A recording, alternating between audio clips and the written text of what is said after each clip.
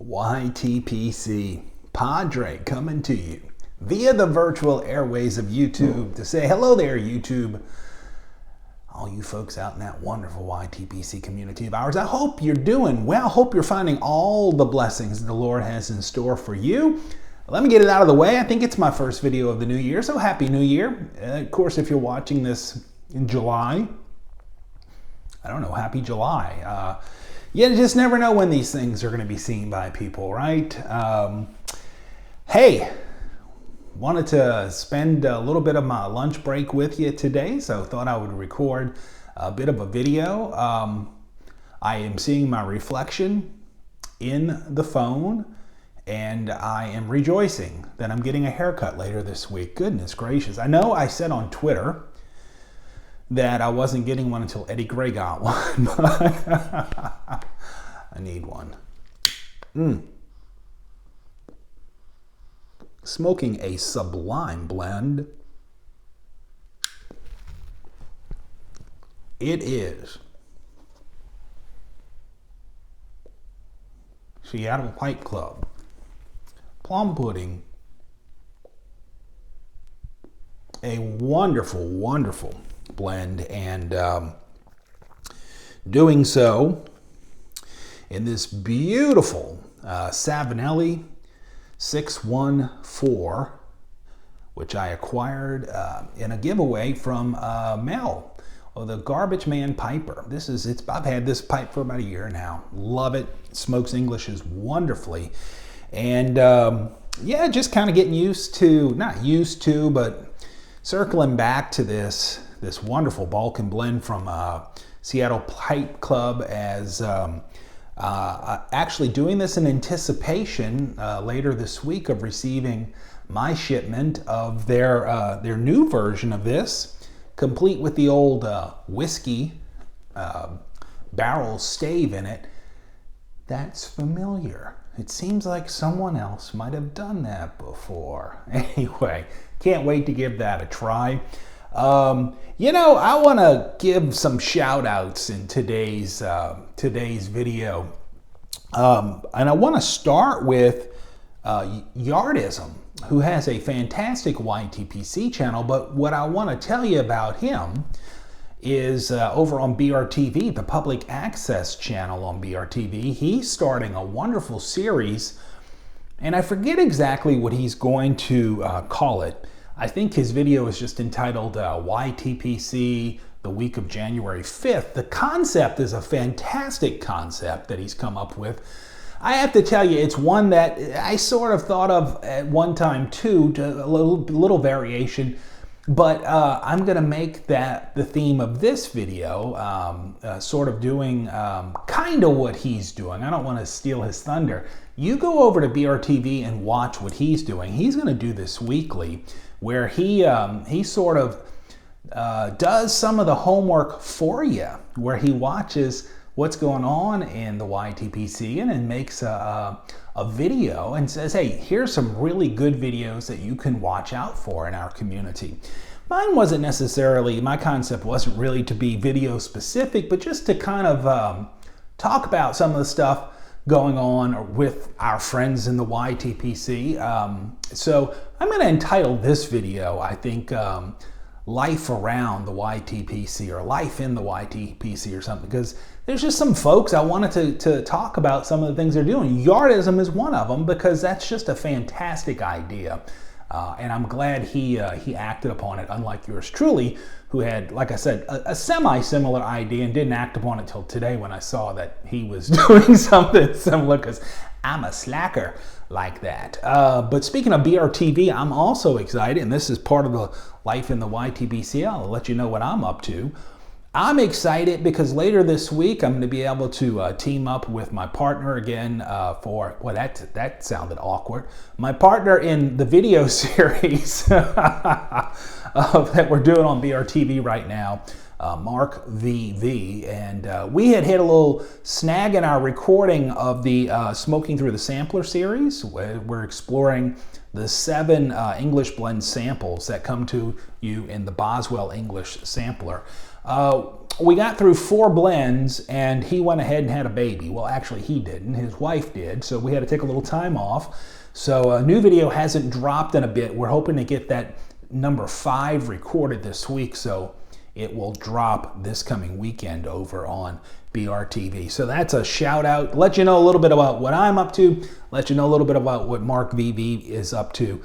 You know what Yardism is up to. And yeah, just a lot going on in the YTPC. I was watching a guy who's bigger than the YTPC. He publishes videos on a whole bunch of things. His name is George Bruno. I'm sure you know him, the Sultan.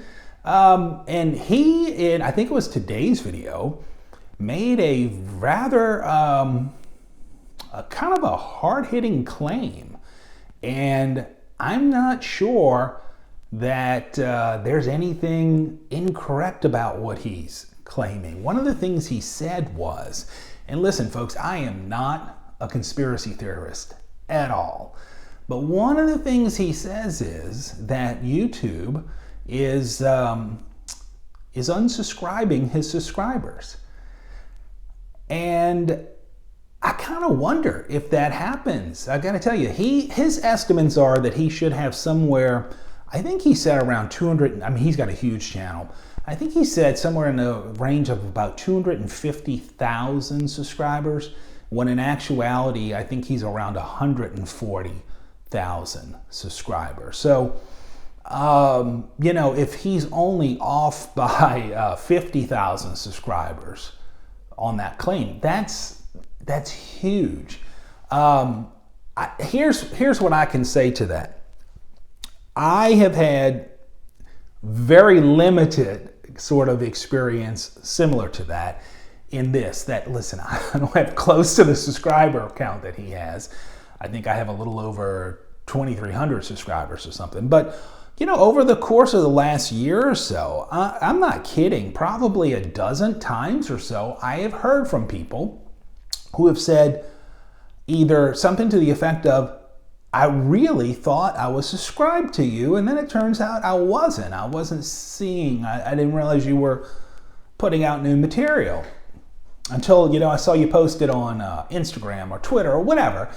And I've even had some people say, I know for a fact, Padre, that I was subscribed to you, and then I wasn't, and I had to resubscribe. So, weird. I don't know if, I'm going to say in my case, I really don't suspect that YouTube is purposely setting out to torpedo my channel.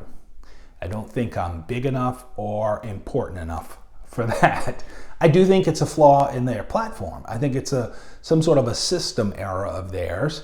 And I guess the larger your channel is, the more likely you are to be open to larger amounts of system errors. So, you know, George Bruno's channel is huge, and it could very well be that his numbers, his estimates of where this all stands is possible. Now, I do believe he believes that it's because of his content, because of some of the things he says. Hey, that is, again, I'm not a conspiracy theorist kind of guy. It could be. I mean, I don't know. I don't know what to say to that. I've said it before on my channel. This is particularly hard for us to understand, I think, particularly for those of us in the United States of America, for instance, because we have this concept ingrained in our minds about freedom of speech. And I don't think that we enjoy the freedom of speech that we think we enjoy or we think we should enjoy on social media, nor do I think we ever will be able to. Because it's not really it's not a true public platform. It is not necessarily the public square, right? It's privately owned. A company owns YouTube or Twitter or Google or Facebook or Instagram, you know, goes on. I know a lot of those are owned all by the same conglomerate.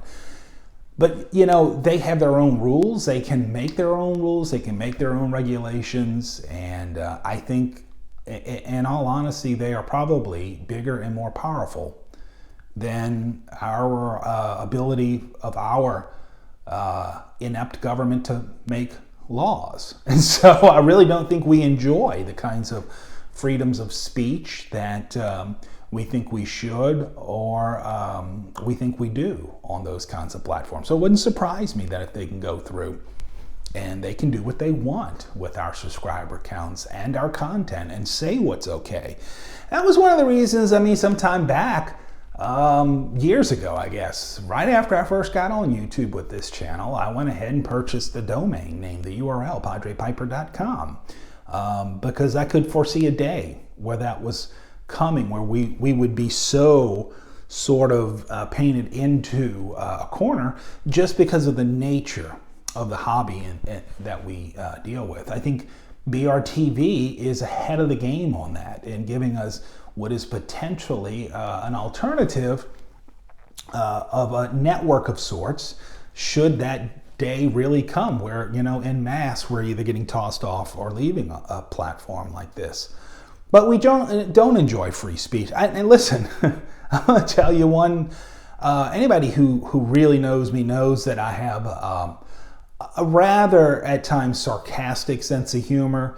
And I had a tweet removed this morning that I posted up on Twitter.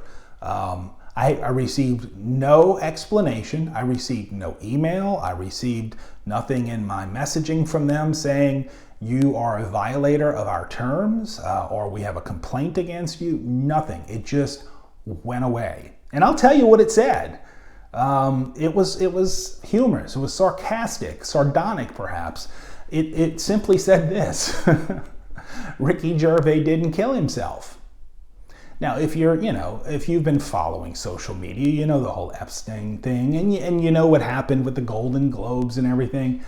I thought it was kind of humorous. I thought it was funny. I thought somebody would get a chuckle out of it. I make myself laugh. It's gone. It ain't up there anymore. It was, and it ain't. So, ain't there no more.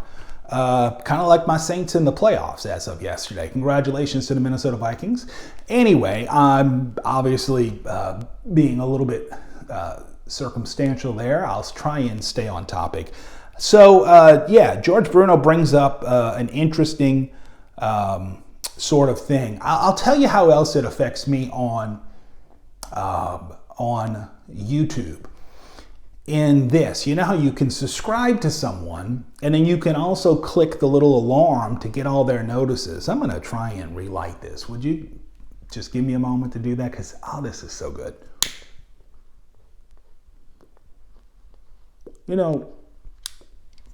For the people who are fans of things like some of those hard to get blends, like Penzance, for my money, readily available, just as good, same ballpark, really.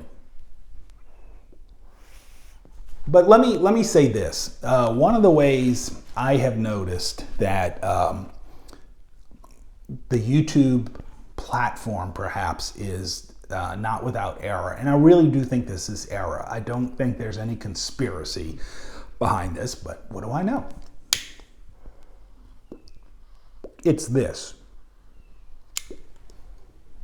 There are people, I've told you, that have subscribed to me who said, I thought I subscribed to you, I'm sure I subscribed to you, I'm no longer subscribed to you, they resubscribed to me. There have been people, and I don't think you would know this until you know this, which is, I know that's logically sounding kind of flawed, but I have clicked the little alarm to get everybody's notification. Not everybody, but I'm going to give you the example. The mayor of the YTPC, Derek Tant. I love the guy's content. I love his channel. I want to see when he posts. I never see when he posts, despite the fact that I have clicked the alarm, the one that says you'll get every notification. The only way I'm going to know that Mr. Tant has posted a video is if I navigate to Mr. Tant's YouTube. I literally go to his YouTube page and then I can see what is new. So for instance, this morning I did that, and let's talk about what's, life in the YTPC. He's got a fantastic new video up about what's coming out in terms of this new special version of Plum pudding with the bourbon cask, barrel, wood stave, thingamajookie that's going to be in it and all. I didn't get a notification. Didn't show up in my feed. I had to go on over and say, I wonder if Derek has posted a video lately. I think that's a flaw. I don't think that YouTube is setting out to say Padre's not allowed to see Tance videos. I don't know. Maybe they are. Who knows? But if you want to know some stuff going on in the YTPC, about the life around the YTPC, that's another good video to check out. It's a good channel to check out, Derek Tant. Another guy, some of you might have already be subscribers, and you might not realize his channel changing names. Guy he used to go by the name Eddie the Puerto Rican Piper. It's changed the name of his channel to Eddie the Tobacco Nerd. And this is really kind of exciting because what Eddie's doing is Eddie is building a website. It's called tobacconerd.com. It's right now in beta. That's his joke. It's in the beta stages, but it looks to be a fun, interactive way for folks in the hobby to sort of, be a part of something out online. And I would encourage you to go check out his channel. It's now called Eddie the Tobacco Nerd. Check out tobacconerd.com. There's not lots up there right now, but it's coming. And I think you'd highly enjoy what he is doing in terms of something new and fun and creative for all of us to benefit from. So something else happening in our little community that I think is just really cool and it's worth a shout out and some kudos to. So thank you, Eddie the Tobacco Nerd. Well done there. What else? Oh, you want to see an interesting tin opening? Beans 316 has just posted, I don't know, just probably in the past week or so, a video of a old tin, I forget exactly how old, of GLP's triple play. And he opens the tin and man, it just, I think it was probably louder for him than it actually came out in the recording because he jumps and you can see stuff spray out of it. Well, here's the long of the short of it. It's mold. He had a molded can, 9 years old, 11 years old, 19 years old. I forget. It was considerably old, aged. Should have been good stuff. And he smoked it anyway. My goodness. But that's cool. And you can see it. You can see it in his video. It's really cool when he opens up that tin to see it. It was bulging in advance. He takes the tin and he tries to lay it flat, and it was bulging at the bottom, and so it's not really laying flat. It's an interesting video. So there's a lot going on. Here's where I'm going to close it out today. I'm going to start wrapping this one up. This is a question. Again, I am not a conspiracy theorist. I'm just tossing this out there, and you can let me know if you've ever thought about this, or if you have experience that leads you to believe that maybe I might be on to something, or maybe I'm talking like I'm on something, one or the other. I don't know.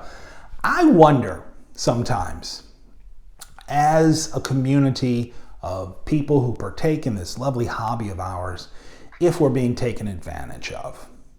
If we're being taken advantage of by the very industry that we love and adore.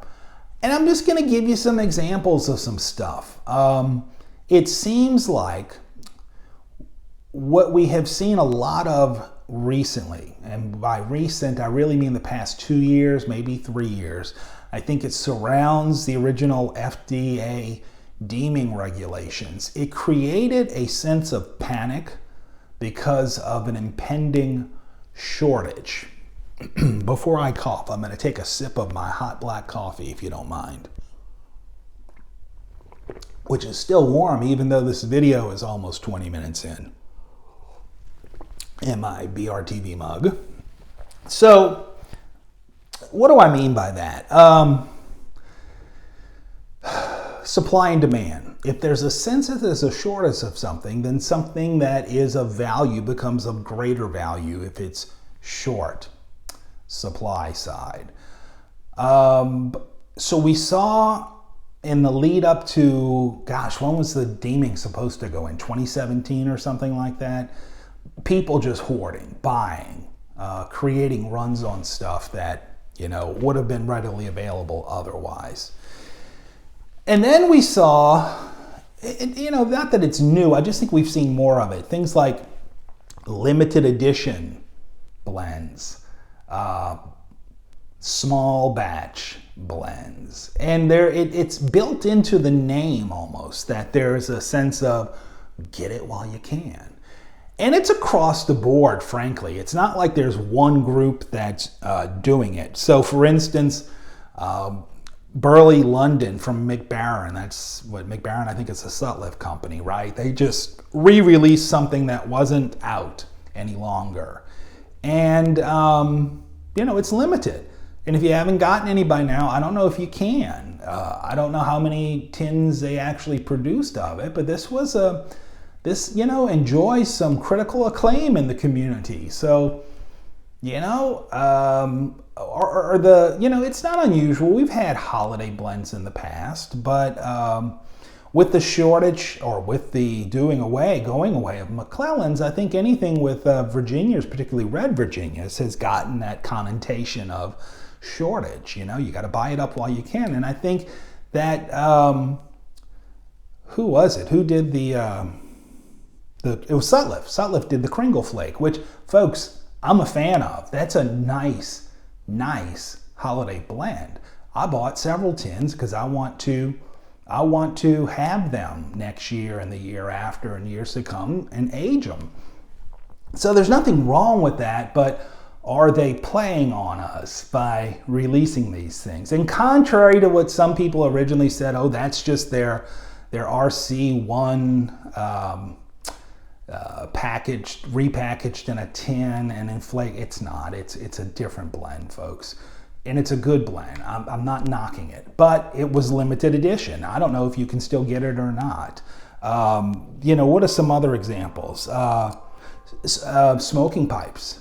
Smoking Pipes did a holiday sort of thing. And the guy that I'm doing my BRTB series with right now, Mark VV, he was subject to this sort of, and I'm not casting stones at Smoking Pipes. I'm going to explain this as I understand it. And you can go check it out for yourself and figure out the facts. But at some point, I don't know, Thanksgiving-ish maybe, they released a deal where if you bought a pipe, buying the pipe then allowed you exclusive access to purchase certain C&D, I think they called them winter reserve blends or winter blends, something that was not available to the general public without first purchasing a pipe from them. And so Mark VV did that. Now, my understanding from Mark is he even asked them, look, is this available without this purchase? Is this the only way to... And he was assured, no, this is not going to be available to the general public. The only way you can get access to these limited run tins is by the pipe purchase. Well, lo and behold, after Christmas, apparently there was inventory left over on the blends. And so Smoking Pipes had a very creative email that they sent out that Santa Claus or somebody with the initials of SC left them a little note as they found some more of these tins, these winter blends from C&D. And they made them available. They just made them available, not at any, you didn't have to buy a pipe. You didn't have to spend $100+ on a pipe to get access to the blends. And, that didn't sit well with some folks because it wasn't the initial understanding of the purchasers when they went to take advantage of the offer that was made to them by the seller, by Smoking Pipes from the get-go. Look, it's a free market economy. Companies are allowed to sort of sell as they will and have sales when they want. I'm a free market guy. I'm not knocking anybody for doing that. But, as that one played out, I got to tell you, that makes me step back and go, and not just because Mark VV is a friend of mine because he's not the only guy that this happened to. There are some people who are quite upset about the way that was handled. And, you know, if we allow that sort of thing to happen as the consumers, then, you know, we deserve what we get. I think it needs to be talked about. I do. I think it's a discussion worth having, that these companies need to understand who their customers are and that we don't want to be taken advantage of in those kinds of ways. And that's, whether it was their intention or not, for some people, that's how it feels, like they were taken advantage of by a scarcity sort of mindset that was purposely implemented with the purpose of inducing folks to buy. And I know that's what marketing at its heart really is. I think you can market quality products and you can do so above reproach. You can do so in a very moral and ethical sort of way without people having to walk away feeling like they've been cheated or manipulated. And so I don't know that Smoking Pipes watches my channel, and at this point, this far into the video, I doubt they would have stuck it out this far if they did. But if they do, I think they need to hear this story. I think they need to go back and check their customer base. Particularly since, and then this could be, again, not conspiracy, could just be a freaky thing of the computer. I know Mark VV told me, I didn't even get that email last week about these being available, which made him sort of think, did they parse out the people who took advantage of the deal and not send them this follow-up email? Or did it just go to a spam folder? I don't know. I'm just saying, are we being taken advantage of in our little community? I think that as consumers, we owe it to ourselves to let vendors know what we like, what we don't like, what we'll put up with. And at the end of the day, we really do that by voting with our pocketbooks. So I'm going to stop there because you didn't tune into my channel for a lesson in free enterprise or economics. Not my area of expertise anyway. I don't really have an area of expertise. I just enjoy our little community and this little hobby of ours. So I'm going to go and see if I can finish up my lunch break with finishing up this bowl of plum pudding. And again, just wishing everybody a happy new year and wishing you and yours God's peace, grace, and blessings. And go Tigers. And by go Tigers, I mean the LSU Tigers.